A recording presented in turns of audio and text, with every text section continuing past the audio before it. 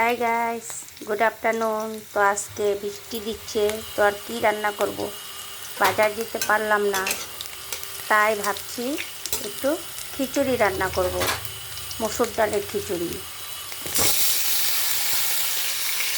মসুর ডালের খিচুড়ি রান্না করব, একসাথে ডাল চাল আলু সব দিয়ে দিলাম।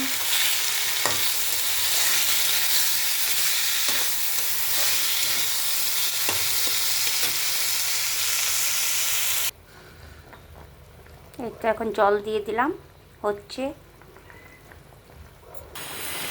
এবার হয়ে আসছে খিচুড়িটা। এখন নামানোর সময় ধনে পাতা কাঁচা লঙ্কা দিয়ে দিলাম।